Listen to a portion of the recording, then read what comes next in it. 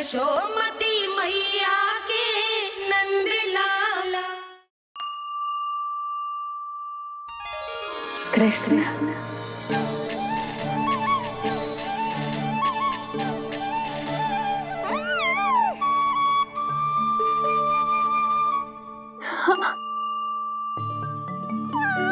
और जो मानवता के शत्रु हैं, उनके जीवन में ये नाम अशांति, असुरक्षा, भय उत्पन्न करेगा।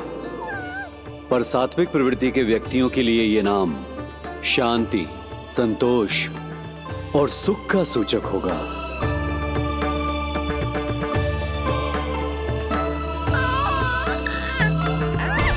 कृष्ण कृष्ण कृष्ण,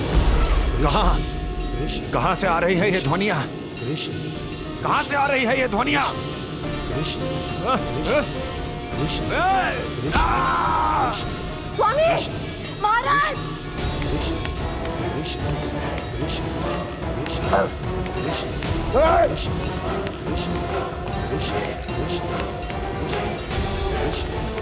कैसी ध्वनि महाराज?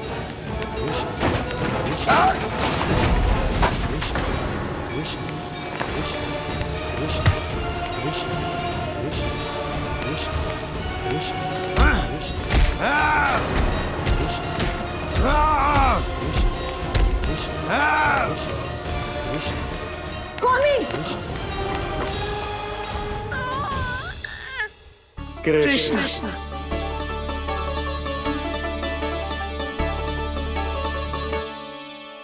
कृष्ण जे नाम अनंत काल तक स्मरण किया जाता रहेगा, जय तेरी मैया का आशीर्वाद। संसार मुझे कृष्ण बुलाए या नीलमणि कहकर पुकारे, मैं रहूंगा तो बस यशोमती मैया का नंद लाला। यशोमती मैया के नंद लाला। यशोमती मैया के नंद लाला।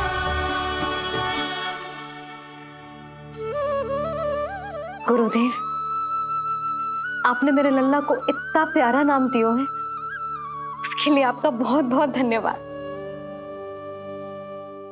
एक बार गोपियों को पता चलेगा तो देखना कैसे रटने लगेंगी मेरे लल्ला का नाम। इससे पहले कि आप सब बाहर जाकर किसी और को बताएं, एक कर्मकांड शेष है। नामकरण के बाद पिता को आशीर्वाद के रूप में कुछ न कुछ उपहार बालक को अवश्य देना चाहिए।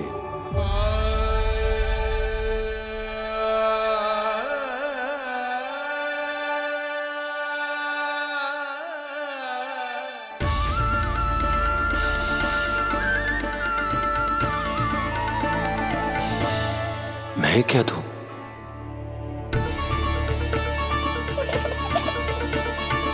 वासुदेव मेरे शिष्य हैं और उनकी अनुपस्थिति में यह दायित्व मैं निभाऊंगा।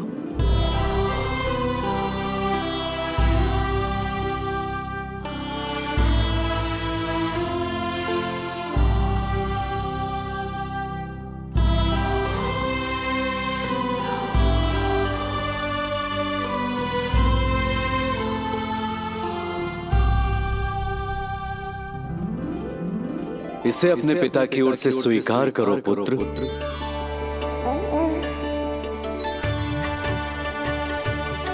कल्याण हो।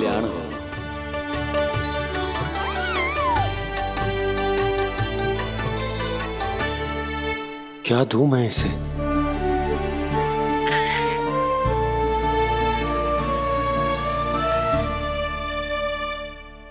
आप सोच क्या रहे हो?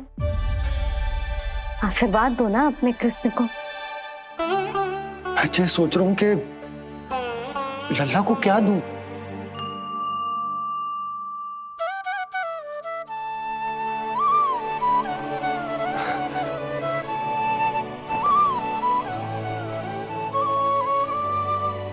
लल्ला, तू स्वयं ही बता दे तुझे क्या चाहिए।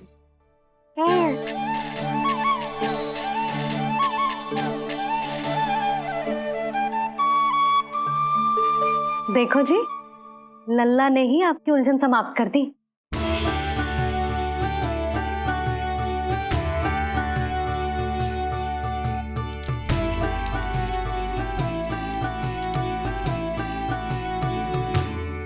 मेरा आशीर्वाद कि तेरा ये नाम कृष्ण तेरी प्रजा के लिए बहुत हितकारी हो।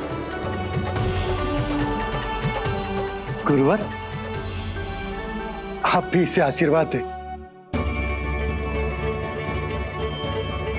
जिनके आशीर्वाद से ये पूरा संसार संचालित होता है, उन्हें मैं क्या आशीर्वाद दूं?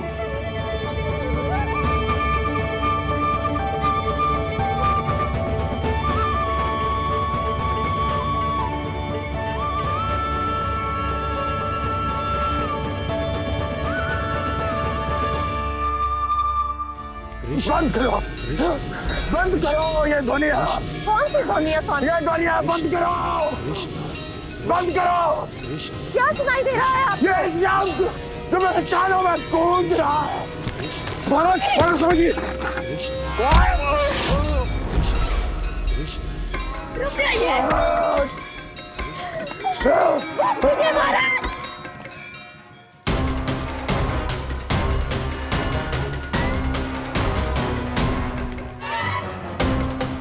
आप भूल रहे हैं कि आप मथुरा नरेश है, कंस है आप।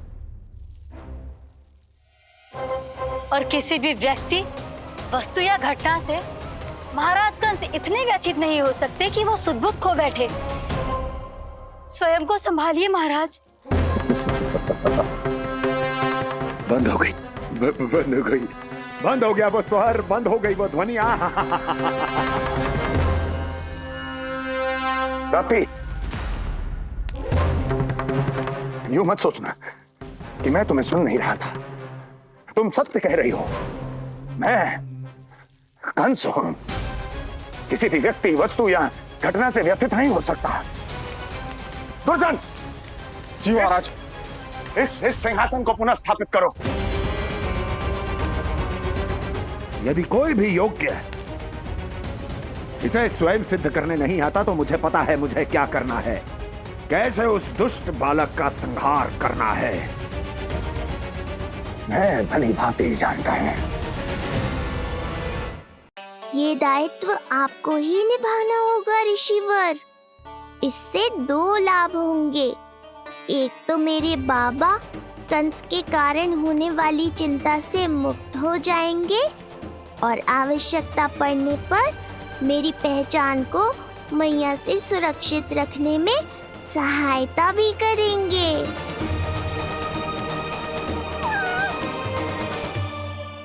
नंदराज, अब बलराम और कृष्ण दोनों को भूख लग गई होगी।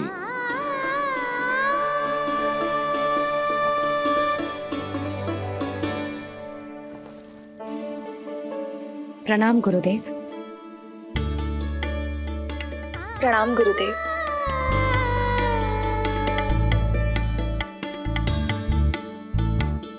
गुरुदेव, अब आप भी विश्राम कर लीजिए। नहीं नंदराज, मुझे शीघ्र ही मथुरा पहुंचना है। राजा वासुदेव और रानी देवकी मेरी प्रतीक्षा कर रहे होंगे। पर इससे पहले कि मैं जाऊं, मुझे आपको कुछ बताना है।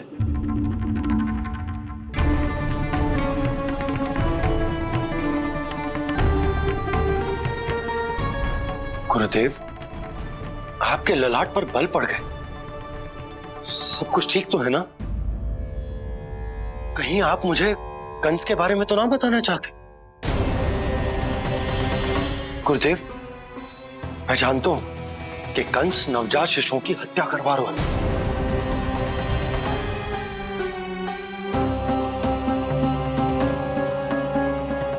कंस नहीं, कृष्ण के बारे में कुछ कहना है मुझे।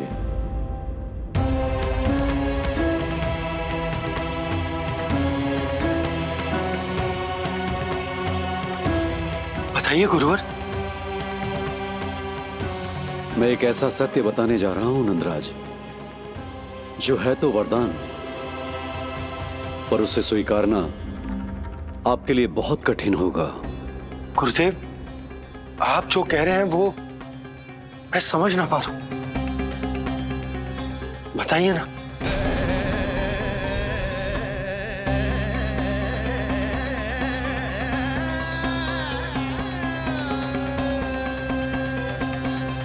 बताइए ना गुरुवर।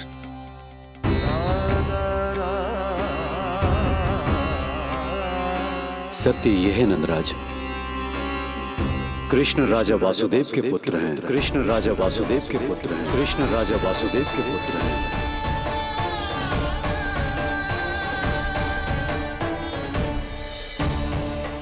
और वो कोई साधारण बालक नहीं है, स्वयं श्री हरि विष्णु के अवतार हैं। और वो कोई साधारण बालक नहीं है, स्वयं श्री हरि विष्णु के अवतार हैं।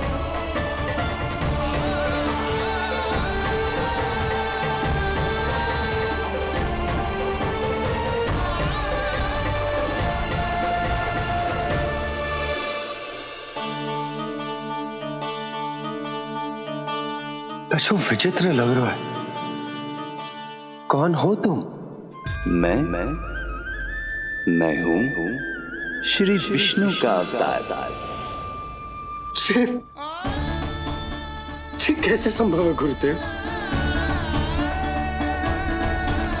वो तो नन्हा सा बालक।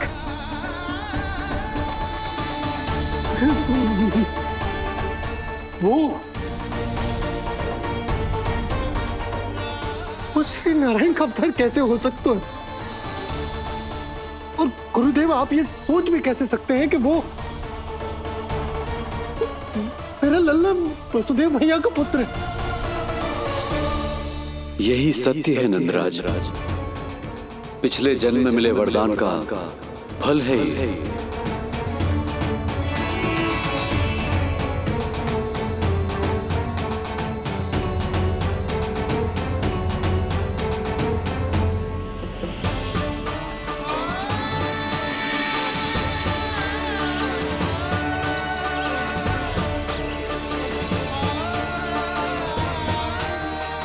मैं आपकी संतान के रूप में अवश्य आऊंगा, किंतु उसके लिए आपको मेरे अगले अवतार के बाद एक और अवतार की प्रतीक्षा करनी होगी। क्योंकि अगले जन्म के लिए मैं पहले ही ये वरदान माता देवकी को दे चुका हूं।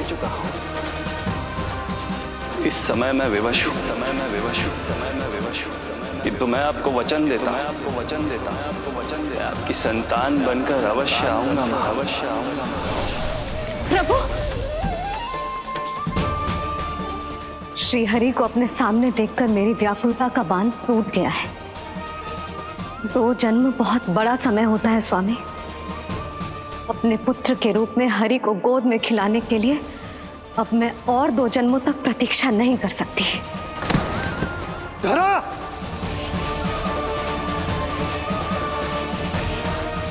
माता देवकी को मैं पहले ही वचन दे चुका हूं, इसलिए विधि के विधान के अनुसार मुझे उन्हीं का पुत्र बनकर जन्म लेना होगा। किंतु आपकी आतुरता का अनुभव करने के बाद अब मैं भी आपका स्नेह पाने से स्वयं को और वंचित नहीं रख सकता। ये जो भी हो रहा है प्रभु की ही लीला है। कृष्ण के जन्म के तुरंत बाद भगवान विष्णु के आदेश पर वासुदेव जी के यहां आना पड़ा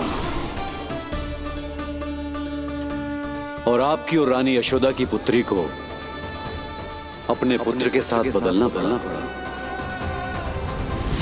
और इस तरह कृष्ण आपके और रानी यशोदा के पुत्र बन गए।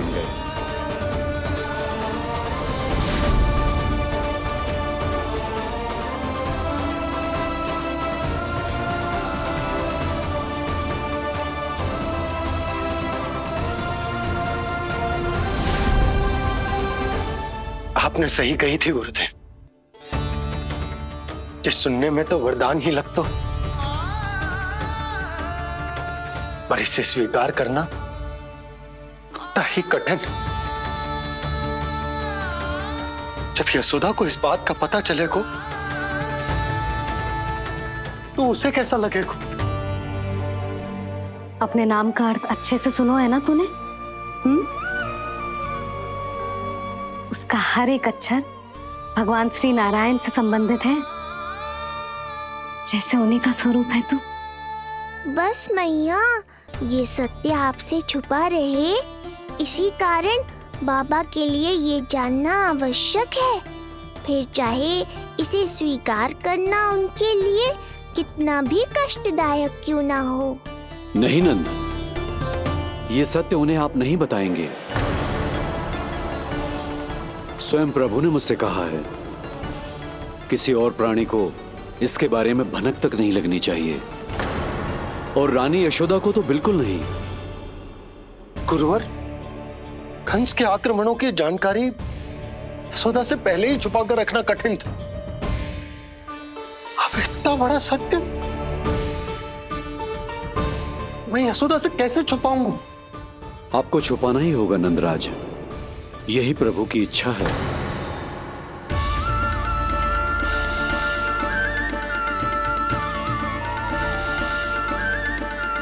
पर क्यों गुरुवर? ताकि नारायण अपनी मैया की ममता का अनुभव कर पाए। यही तो उनके अवतार का मुख्य उद्देश्य है। मुख्य उद्देश्य? हाँ नंदराज, नर नारायण के अवतार में अपनी तपस्या करते समय प्रभु ने जो अनुभव किया था, उसके कारण ममता के सुख का अनुभव करने के लिए प्रभु व्याकुल हो उठे थे। ऐसा क्या हुआ था, मुझे भी बताइए। हो सकता है ये बात इस सत्य को स्वीकार करने में मेरी सहायता करे। बहुत समय पहले की बात है। अनेक देवी देवता परम प्रभु विष्णु के पास बैकुंठ गए थे।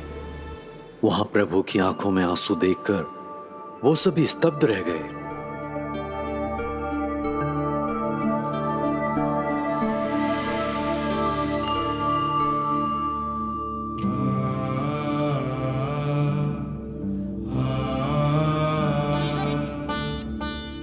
प्रभु,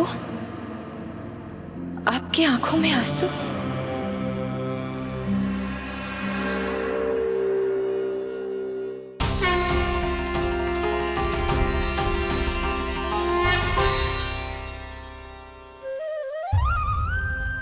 चिंता मत कीजिए, आप सब तो जानते हैं, हिरण्यकश्यप को मारने के लिए मैंने नरसिंह अर्थात आधे मानव और आधे सिंह के रूप में अवतार लिया था। उस राक्षस का वध करने के बाद नर और सिंह दोनों भागों ने अलग अलग होकर नर और नारायण के रूप में पुनः जन्म लिया। वर्तमान में वो दोनों बद्रिकाश्रम में तपस्या कर रहे हैं।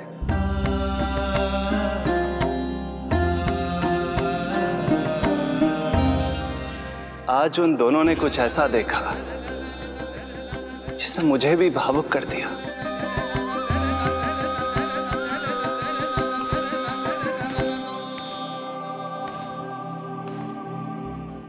सखा, ये युवक कौन है? निकट के एक गांव के धनी व्यापारी का पुत्र है ये। प्रत्येक संध्या वन के उस पार ये अपनी प्रेयसी से मिलने जाता है और फिर रात्रि भर उस नर्तकी के साथ सहवास करने के बाद सुबह अपने निवास को लौट आता है। यदि यही इसका नित्य क्रम है, तो फिर आज ये इतने तनाव में क्यों है?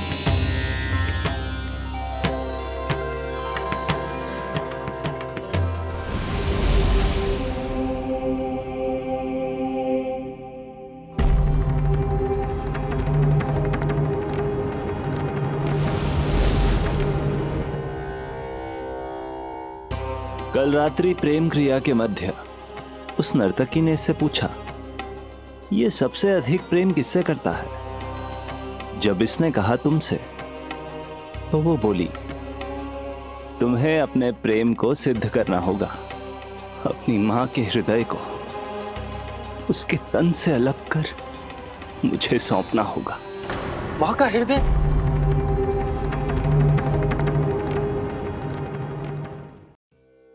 फिर क्या हुआ प्रभु? वो लाया अपनी मां का हृदय ये जिज्ञासा यक्ष प्रश्न बनकर पूरे दिन नर और नारायण के मस्तिष्क में कौंधती रही। उन्होंने संध्या होने तक वहीं नदी किनारे प्रतीक्षा करने का निर्णय लिया, ताकि वो ये जान सके कि क्या वो युवक अपनी क्रूर प्रेयसी को छोड़ेगा या वासना में अंधा होकर अपनी ही माता की हत्या करने का जघन्य अपराध करेगा। अब उसके वन पार करने का समय बीत चुका है। युवक ने विवेक का परिचय दिया है सखा। हे प्रभु, आपका कोटि कोटि धन्यवाद।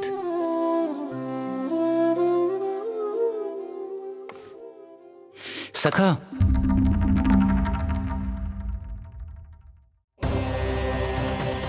सखा मुझे बताओ, जो अकल्पनीय था कहीं वो घट तो नहीं गया?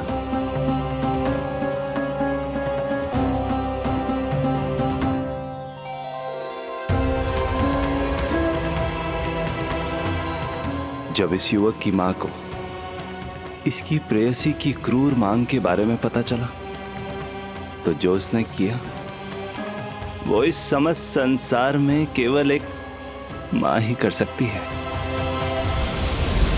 बस इतनी सी बात?